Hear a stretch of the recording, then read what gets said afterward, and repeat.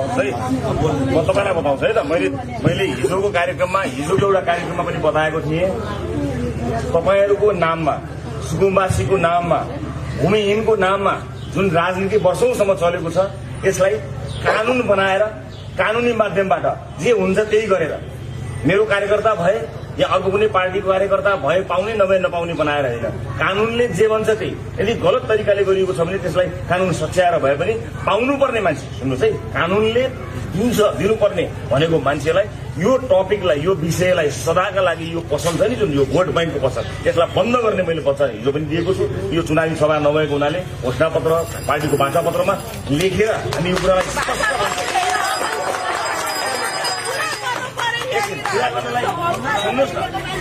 पुरा गर्नलाई त सरकार त बनाउनु पर्ला कि पर्दैन। यसै कारण यसपटक हामीले के भनेको भने यसपटक एकपटक 5 वर्ष काम गर्ने गरी तपाईँहरूले सुनाउनुहोस्। म तपाईँलाई गैर कानूनी काम गर्छु म भन्न सक्दिनँ।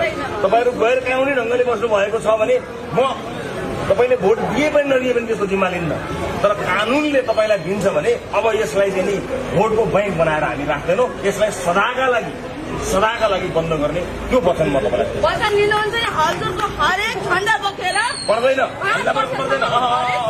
होइन झण्डा बोक्ने होइन, पर्दैन, कहिले पनि पर्दैन। तपाईँ आफ्नो काम गर्नुहोस्, तपाईँ आफ्नो विवेक पुऱ्याएर भोट हाल्नुहोस्। झण्डा बोक्नुपर्छ समय छ भने मात्र बोक्नुहोस्।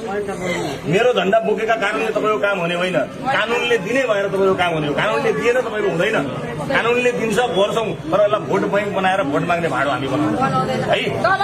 सरकारले चाहिँ हामी जस्तो निम्न वर्गको मान्छेलाई हाम्रो भोट खेर नजाओस्, अबदेखि हामी भोट हालिन नपरोस् है त। लाग्यो अहिले पुरा गर्नु होला। भोट माग्नु मात्र होइन कि होस्। तपाईँलाई अहिले 3टा भोट हुन्छ मेरो। सरकार बनाएर हामीले गरेनौँ भने भोट हाल्नै पर्दैन पहिलो जीवनमा पहिलो लिएर भोट तपाईँलाई ल्याएको अन्त्य पनि तपाईँबाट नै हुन्छ। हामी जस्तो मान्छे अब गएर हिँड्न नपरोस्। देशको लागि धन्यवाद सबैलाई।